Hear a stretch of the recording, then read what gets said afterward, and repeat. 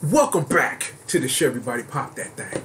I'm, of course, the one and only Triple the G.O.D, surrounded by the squadron and you. Yes, you. You're live right here with us, right here on Team GRF TV, and you're welcome back to another episode of the Savage Era, baby! Or baby, as it were, because that's going to be important. Look, I love this time, even though I come a little late to the work sometimes. It's sometimes good, because this was a planned thing. Because I technically forgot when Oil Money came on, because I thought Oil Money was coming on Friday like it used to, but it came on Thursday because of Friday Night SmackDown on Fox and things like that.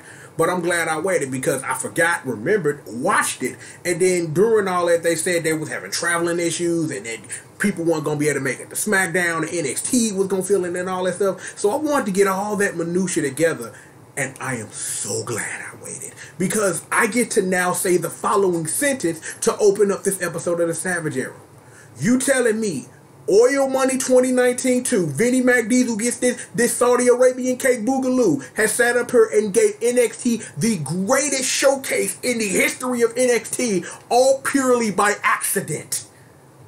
Now, this is not saying that NXT on its own hasn't clowned and clowned and clowned, because that's all NXT do all day, every day. But given the stage, because of what happened at Oil Money and all those transit issues or whatever, that was the greatest showcase NXT ever had for that wide of a stage. Because think about it like this before we get into the work.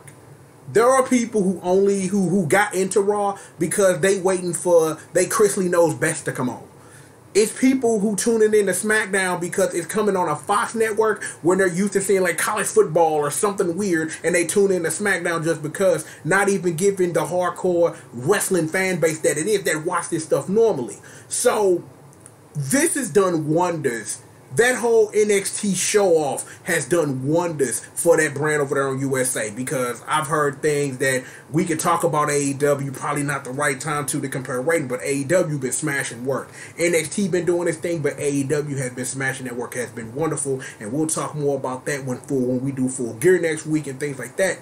But understanding and knowing that this happy accident of we need people to fill a show has given this opportunity for NXT to show off in its way. And as a fan, I am so happy. I am so happy for that, because, man, like I said in the past, I don't review NXT because I love the joy of just watching it. Excuse me. And when something major happens, it's kind of how I treat New Japan. I only do one New Japan show, and that's Wrestle Kingdom, because it's the biggest, and it's the culmination of everything the whole year that I've been watching, and I get the opportunity to say my piece about that. NXT doesn't really give me that, but when I have these moments on the Savage Era, when I talk about the WWE to do so, that's some of the greatest shit I've seen in my life. Just wonderful. But we will talk about that later, because we need to talk about Oil Money 2, Oil Money 2019 2, hold up. Because if I said Vinnie McDiesel, no. Oil Money 2, Genetic Jackhammer, get that K Boogaloo. Yeah, we'll call it that. Was something interesting, and I got the results right here, because I have to remember some of this, because I watched this like 2 days ago, and I'm like, I just need to remember that I watched this thing. So I got the results in front of me. I'll try to drudge up as much of the information as I can, and we're definitely going to talk about SmackDown. And actually, you know what I might do, because of all this stuff, I might just mingle stuff, that as we talk about things, if there's something related happen on SmackDown or whatever, we'll get it in here, and then we'll talk about the remaining stuff about NXT and SmackDown and all that good stuff. So how about we handle it like that? So let's get this episode started. Let me see.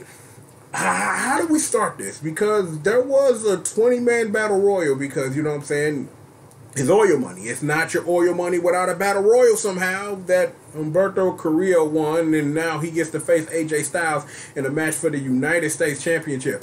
Do you want to know something funny? I forgot AJ Styles was the U.S. champion. That should say everything you should want to know. I forgot AJ Styles was the damn champion. Like, how do you forget somebody's the champion? Oh, wait, because the show doesn't convey to me a thing that I should remember about one of your superstars, that AJ Styles has been the champion for months, and that the last time he defended against spoilers. But, whatever. There was also some 24/7 stuff. R-Truth is the champion again, Bollywood brothers and sing stuff, and you know there was a Maharaja once or something. I don't know. Oil money. Anyway, you know what? I need a second, and I'm going to give myself this second because I have to look now at this camera and look at you, the viewer, and be. This is what Kofi lost the title in 9 seconds for. That's what I'm asking you. When you think about it in a roundabout way, and we're going to discuss this as soon as I discuss how Cain Velasquez got his ass whooped, because that's what happened, and then there were chairs and Rey Mysterio, and it's just like, why? Why? I'm like, I don't have nothing against Brock Lesnar. I love Paul Heyman. Like, I love Paul Heyman. I do, and all that good stuff that goes with that. But understanding this in a giant circle that's going to make sense once we get talking about oil money too, is that, yeah, that makes sense, but why the hell would you do it? That's kind of where I am. But we'll talk about that seriously, because here's part of some of that bleeding stuff from SmackDown. Brock Lesnar quit SmackDown so that he could go take Rey Mysterio and turn him into a literal human burrito and throw him into a trailer. Like, I guess Brock Lesnar really appreciates the silence of Big Sexy the Giant Killer Kevin Nash, because, yeah, that's probably going to happen. And you probably forgot that Kevin Nash drew Rey Mysterio into a trailer like a fucking lawn dart. That was a thing you forgot, and now I made you remember. So it's probably on YouTube somewhere. But again, you are telling me we ended Kofi's reign so that Brock Lesnar could fight Cain Velasquez for oil money. Yeah. Super and totally, bruh. Kofi lost the title in 9 seconds to Brock Lesnar for a program with a dude who whooped his ass a decade ago, so that we remember that Rey Mysterio has a son who really belongs to the dead man, Eddie Guerrero, who in this Dominic, who is probably one of the greatest wrestling props in the history of wrestling, for them to then go to Oil Money Town, do this match for Cain Velasquez to like lose in like 15 seconds, and I'm just like, why? I just explained all of that. And I do that a lot in my reviews, because sometimes I need to, like, get, like, the minutia of what the fuck, because, no. This makes no sense. I understand it from I should have said this at the top of this episode, about the more and more episodes of Oil Money WWE does, the more important they make this stuff. Crown Jewel is becoming old WrestleMania. Think about it. Now we wheeling out Cain Velasquez. We got to talk about the Gypsy King Tyson Fury later. I'm just like, where are we going with this? This is going, because see, now I have a new thing. Note to self. Watch how Oil Money plays out so you can talk about it on this show, because what the fuck. So that's in my head now. So I don't get it. I don't understand it, and I don't know. But it's going to be interesting to really see, because I talked about this earlier this year when I talked about the Greatest Royal Rumble or whatever and stuff like that, and I forget Super Showdown, because they did that for Super Showdown too. Like, they sitting up here bigging up these big giant international events as WrestleMania like events. I don't remember y'all doing that for Insurrection back in the day. You probably don't even know what Insurrection is. It's a spinoff of In Your House, and I'm not talking about the video game. That was They should have just made a sequel for real to WrestleMania, the arcade game, and In Your House was not that. Why are we talking? Never mind. I apologize. I don't, but I do, okay? Again, let's just remind you where my head is. Kofi Kingston lost the title in 9 seconds so Brock Lesnar could fight Cain Velasquez for oil money in Saudi Arabia, for him to tap out to the motherfucking Kimura, for then people to get hit with chairs, for Brock Lesnar to quit SmackDown to go hunt down Rey Mysterio, to throw him like a lawn dart into a trailer, ladies and gentlemen. This is wrestling, dude. Swear to God. I'm done with this. I'm done. I don't know. You know what? In other news, for some reason, Carl Anderson and Luke Gallows are the best tag team in the world. Yes, you heard that right. According to a match for Oil Money, the OC are the best tag team in the world. Do you want to know what I honestly think about this? I love Shane O'Mac, but this is no better than when Shane O'Mac walked around for a whole year calling himself the best in the world because he inserted himself into a match that The Miz could have won and the whole thing that went with that.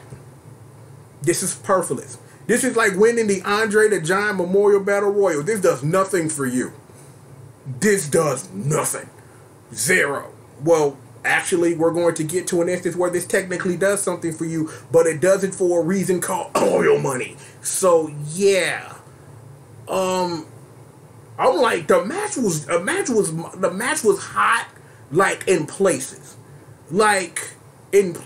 that involved Robert Roode and Dolph Ziggler, that involved Heavy Machinery or The New Day. Unfortunately, here's another thing that happened in the lead up to this match. For the first time in 50 years, my boy Dash and Dawson were on TV, and I was kind of like, did the WWE forget you guys were the tag team champions? When the last time y'all defended them damn belts, bro? Oh, and other news now that I remember. You want to know what's crazy? During all the draft stuff that I was going to do a video of, but it was so dumb and made no sense. It's like, man, I ain't covering that. Seriously. But here's the little bit of draft coverage you'll get on this episode of the Savage Era. Bobby Roode and Dolph Ziggler, Robert Pornstache Roode, I'm sorry. They lost the titles to the Viking Raiders, and then 3 minutes after they lost the title, Stephanie walk out, y'all on SmackDown now, and I'm just kind of like, bruh.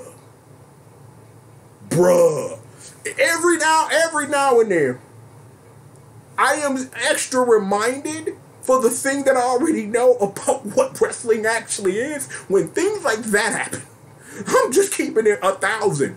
Like, sometimes wrestling literally remind me what wrestling is in this instance. And I'm just like, whatever. I can't do anything about that. But match was decent, and I don't really have anything else to say other than that. Remember how we talked about there are matches that kind of matter when we speak about oil money? Last year, because I don't know when, so let me not embarrass myself. Previously on some episode of Oil Money, there was this dude named Mansoor, straight from Oil Money Land, and he won a Royal Rumble or something. Yeah, he won the Greatest Royal Rumble or something.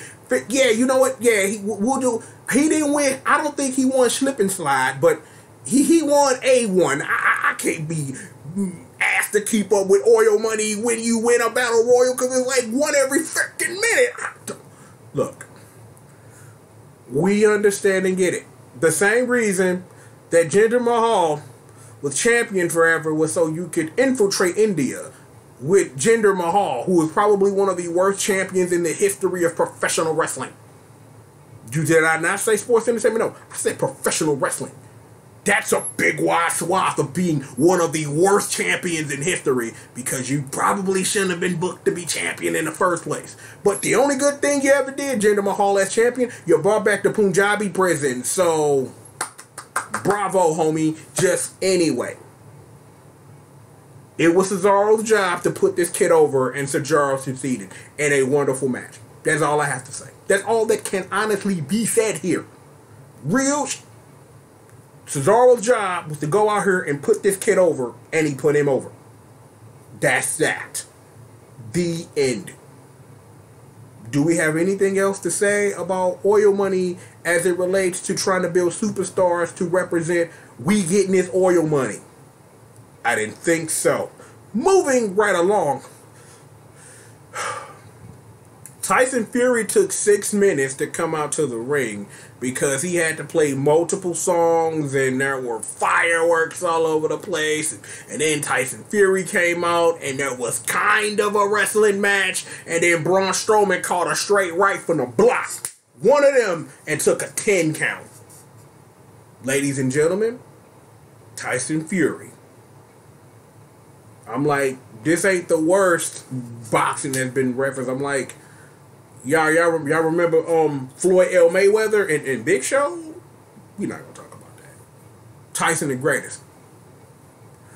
What you gonna do if he gets in your face? I'm gonna knock him out. Heartbreak. You know what? There's actually a reference on this channel to that somewhere. Like, go all the way back to my old videos. And I'm not talking about my trailers. I'm talking about videos I start making myself. There was like Mugen videos and pretend YouTube poops and stuff. You'll find the references to Tyson and Austin in there. Don't worry about it. But that's your homework assignment. If you choose to accept it like Mission Impossible, it's stuff in the throwback era. Don't worry about that. One of them Bollywood boys was the champion. So, you know, people could go home happy because a black man didn't walk out with the title. So, yeah. Did I tell y'all earlier that I forgot AJ Styles was the United States champion? I think I mentioned that. If I didn't, I'm mentioning it now. But wait, I remember that. Humberto Carrillo, ladies and gentlemen. Let's see. They have been spending the past 2.5 weeks trying to put this dude over. I don't know why. I don't understand. Like, I've seen some of his work. Like, he cool. I don't know why all of a sudden y'all trying to put this dude mad over. Like, y'all putting this kid mad over. He lose clean every time, but y'all trying to put him over, so I don't know.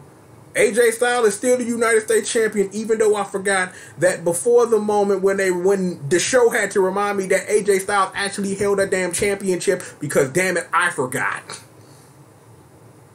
It is what it is.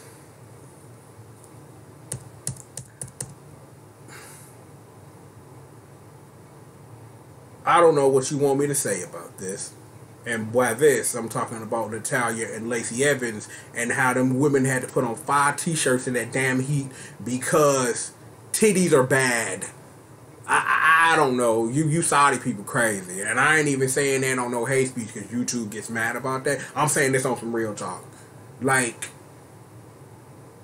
I understand, yeah, this is progression, but your ladies match is gonna be Natalya and Lacey Evans. The 2 women y'all got currently in a program. You send them to Oil Money and make them put on 5 t-shirts and wrestle. I get the progression, you know, women's evolution, blah blah blah. And I'm not saying it like blah blah blah, but blah blah blah. What?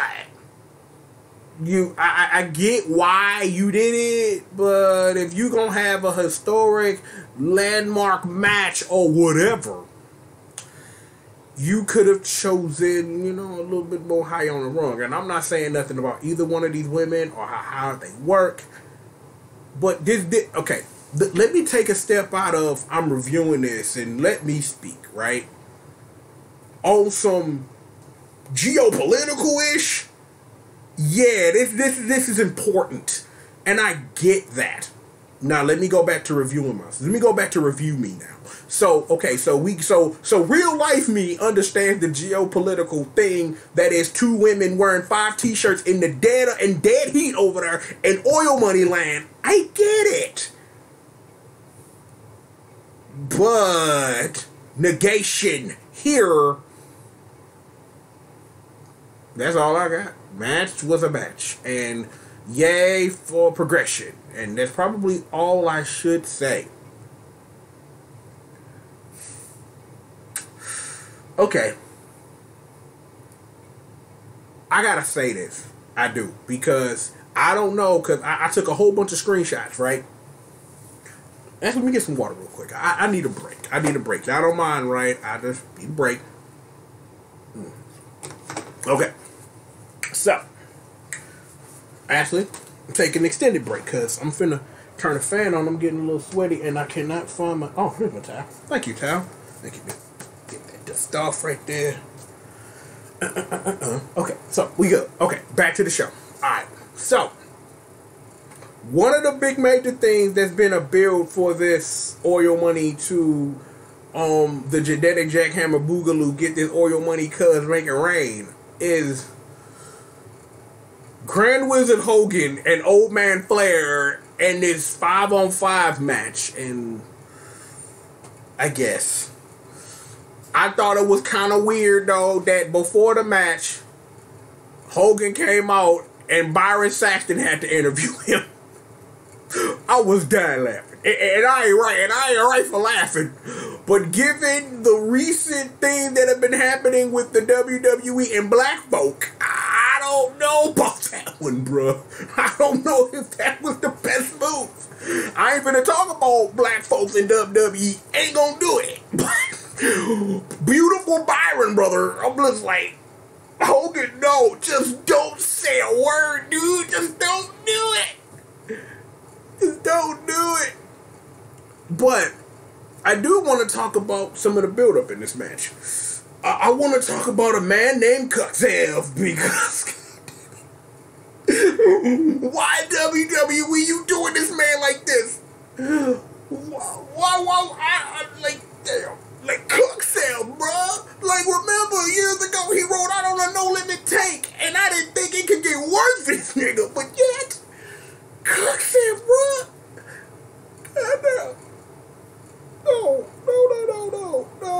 No. Like, I literally filming this nigga, bro. I swear to God on my mama. I'm filming this nigga, dude. Like, no. Like, I'm filming this nigga, dog. I do. Like, how you get on TV and your wife get taken by a black man? Like I should just on general principle be rooting for Bobby Lashley because it's like a pub. Like I should be rooting for this dude, but it's like I feel sorry for Kirk Sam, dog. I do. I'm like I don't know. Oh shit.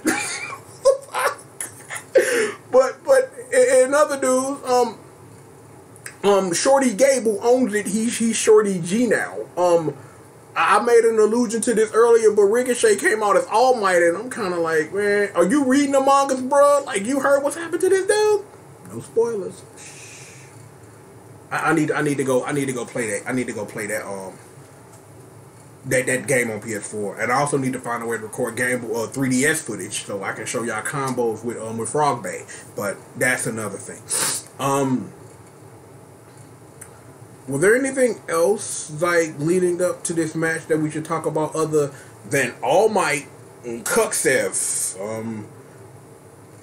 Originally, Burn It Down Man was supposed to be in this match, aka Young Firefly Rollins, but he got some real Fireflies to deal with, and I can't wait till we talk about that next. But even given Cutsev and All Might and things that used to be, Team Hogan won. You knew that was gonna happen. The match was a lot better than I thought it was gonna be. I walked into that match expecting 0, and I got about 6. So, you know, if you walk into a match with 0 and you get 6 out of it, you know what I'm saying? Like, yo, that's playing with house money, baby.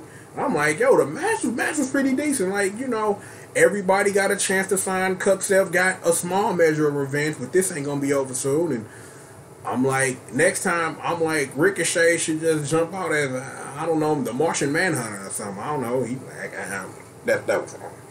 I'm not sorry, but that was wrong as hell. Like, he should come on as Rock Lee or something, dude. We're not hungry. Like, I gotta train 1,000 times harder. All I got is no powers. All I got is no powers and a round kick like Jason with Power Rangers.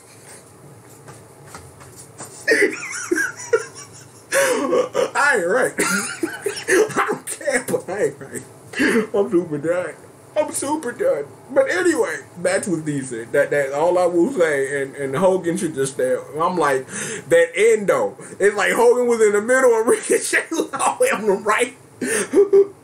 I'm wrong as hell. I don't care though, but I'm mega wrong. Oh man. Alright. Anyway, as we get good, previously on wrestling, we got to watch a match from the visual stylings of a virtual boy. where it ended wrong. The pay-per-view in Oil Money Town corrected the finish. But I will say this, I was highly entertained by the brutality of this match. It makes sense. But here's the question now. Because, see, we're not even finna talk about the match because it don't matter. Bray Wyatt won. How we got there don't really matter. But here's your grand circle of the day. 360 degrees of helicopter cannonball jump. So, we talked about SmackDown, the little bit we did talk about before NXT took over the thing. We're going to talk about that in a minute. Is Brock Lesnar quit SmackDown and has went to Raw. Bray Wyatt is a SmackDown signee who beat a Raw superstar. They literally just flipped a red belt to the blue brand. Ladies and gentlemen, if that's how this is going to work out, because we don't know. It is also could be they could double back on this and this whole people are exclusive, but Brock Lesnar's above this BS or whatever, and he don't care because all he do is milk out his wife and all that good stuff and helps his homeboys from UFC get paydays. But we're not gonna talk about this. We're not. This is gonna be interesting to watch. I got my eyes on Raw tomorrow. I do, because I want to see Rey Mysterio get thrown into a trailer like a lawn dart. Just like, this is the anniversary of when I got thrown into Atlanta because I hurt my left knee. Bop. I'm not right. I don't care. I ain't right for that. But I think it's funny. But anyway, but even given that, wondering and understanding like where the titles are gonna change hands and how interesting this gonna get, because now we got NXT in the mix and we finna get into that. This is about to get really sketchy. And sketchy in a good way. Sketchy in a way Uncle Triple liked it. Because just damn, you know what I'm saying? Because let's be for real. Let's talk. You know what? Look. The title stuff's gonna be interesting, and if it gets so interesting, I need to make a little mini episode of the Saturday. We will. But I want to talk about my folks at NXT on this invasion tip. I love you, Shayna Baszler. I do. My heart. She need this out of Bayley, bruh. Bayley and Nikki Cross had that match, and you know Sasha Banks helped her, and then Shayna Baszler came out the ring and ended that. Like, I just won the title. I'm about to end your whole career, and I'm just like, yes, double yes, Shayna Baszler, dude. Like, I'm like, the crowd popped hard when Shayna Baszler came out, dude. I'm like, I was so happy in my heart because the people who watch NXT aren't the same people who watch Raw and SmackDown. Like, you got that Venn diagram of who does what when. For a long time, the Venn diagram was no one really watches NXT and people tune in to Raw, SmackDown, or whatever third-party wrestling show they watch or whatever. But when Shayna Baszler came out, streets popped hard, chanted NXT as Bayley got laid out. That made me so happy. You want to know what else was making me happy? Sami Zayn catching a massive L for my bro Matt Riddle and that boy Keith Lee. Like, that was amazing. Like, I just love Matt Riddle. I just love what he do. And Keith Lee, I've been following that dude's career for years. So to see him get a chance to like show up on a major stage like that, amazing. My boy Tommaso Ciampa, call it whatever you want, in an amazing match with The Miz, dude. I'm like, I've known Tommaso Ciampa to be a beast forever, and The Miz do his thing, but to see them wrestle though, like, now hold up. Yes, sir. Yes, sir. Then, on top of that, you follow that up with Daniel Bryan like, yo, what's the beef? What's the beef, Hunter? What's the beef, Hunter? He like, yo, you want some beef? Baby, Mr. Adam Cole. Mr. Adam Cole. So now later in this program, we gonna have Daniel Bryan versus the NXT champion, Mr. Adam Cole. in a match in the main event of SmackDown. Never thought you'd hear that. Thank you, Oil Money. My favorite part of the evening, and I'm gonna keep it 1,000. My girl Bianca Belair laying fools out. Dana Brooke and Carmella caught them a massive L for my girl Bianca Belair. Yes, please. Yes. Which didn't set up because it was supposed to be Dana Brooke and I guess Carmella versus Fire and Desire, which no one really cares about because, you know, something about Green Mist and Kana cursing on her YouTube channel being the most amazing thing in history. We've talked about this. But in more of this NXT takeover, Rhea Ripley and Tegan Nox appear, and Mandy Rose catches a massive L from Rhea Ripley. So, there you go. Yeah, massive L. Massive one of these. Catch you's a massive L. And what could probably be a match of the year candidate?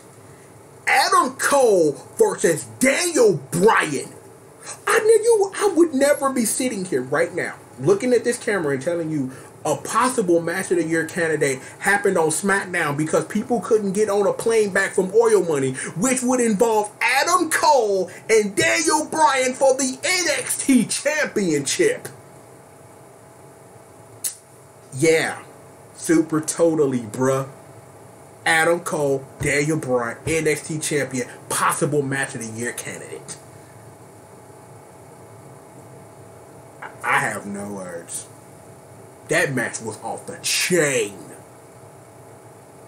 And if this whole night, even including Triple H declaring war for Survivor Series, which is the best way to handle this, because I will say this though, in discussion of, I think this was the plan, but it wasn't supposed to happen like this. Like this stuff was supposed to be a bit like, and probably maybe in the middle of your build to Survivor Series, NXT just show up and just lay waste for weeks, and then you handle the business at the pay-per-view. But Oil Money being this happy magical accident where NXT gets to shine this major warms my heart. It warms the cockles of my heart because damn, NXT looked hella good. And they looked hella good on a stage which could do great things for people who only tune in to SmackDown because it's on Fox or whatever, wanting to tune in Wednesday nights on USA. It's like if we're going to sit up here and say it, even though it's not a war, that this could help out in the shots over the bow between AEW and them folks at the NXT, who are not your kind, by the way. I gotta say, man, it's been an interesting week in the WWE because I'm like the build up to Crown Jewel was pretty decent. I'm like the pay-per-view was pretty decent, but at least now, as sitting here as the person who watches and analyzes this the way that I do, at least I know where y'all coming from now. Y'all building these big shows as like WrestleMania events, but given how much it is that not only is this affecting your bottom line and your pocketbook, one of the things they advertised major in Crown Jewel was that Crown Jewel being the culmination of this event to try to drive up tourism for people to come in your country where women have to wear 5 t-shirts to wrestle. So yeah, there's that. But it is what it is. No, but yo, another episode of the Savage Era in the books. Cause next time when we meet, we are going to be talking about Full Gear, which is going to deliver the goods, because there's a lot of things that are going that should have happened last time there was a pay-per-view that are going to happen now, because I'm looking forward to Omega and John Moxley. Oh yes I am. Oh yes I am. Cody Rhodes, the son of a wrestler whose grandfather was a plumber technically, and Painmaker Chris Jericho. I'm like, I got interesting thoughts about that match, about how that might be booked. I'm interested in that. I'm like, it's a lot of stuff that had happened, in AEW, and I've been enjoying watching Dynamite every week. And we'll talk about that when it's time to talk about Full Gear. But I just wanted to give y'all a little demo. I am excited about that whole card. That's gonna be something great. And I'm like, yo, AEW doing a wonderful job and doing what it is that they do. And WWE then put up pretty decent, but this NXT work, me gusta, baby, me gusta. But look, we've got plenty of more show for you. You made it to the end of this, and you got who it is that I is. Pop it once, pop it twice, pop it thrice, baby. Me. I'm of course the one on the triple the G.O.D, aka with the CRACKCOCINE hashtag entertainment's #1 dope man. And of course I am the baddest monster in existence, and don't you ever forget. Always holding down my sis, Squish, Murder, and the squadron, the congregation, may they be praised. Bessie, Magdalene, my girl, Miss Marcy, aka Marceline, holding down your ones, your twos, your threes, and your fours. We stay winning, never losing round here. You know what we do. Look, if you made it to the end of this, there are plenty of things you can do. If you are not subscribed, please do that. If you ain't got putting them bells, ring them bells so you know that we putting in this work. If you like what I had to say, hit the like button. If you dislike it, man, hey, it is what it is. Hit that button. Leave a comment you got something to say. You can also get at me on social media. And if you would like to support this show with your oil money or cash money or whatever it is you get your bread from, because we don't discriminate about that cheddar, you can do it via PayPal, or you can become one of my many patrons for stuff that we'll do later. So shout out to my patron usual, my boy Drew, aka Young Money Bags, and of course my main man Ryan Bomber for holding it down, man. Appreciate y'all showing love, family. Look, sit back, relax, stay tuned. You, yes you, talking to you, we, that is us, got more show for you, and we've got it right after these commercial messages.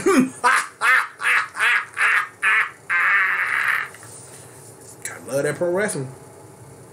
Yeah, more show right after these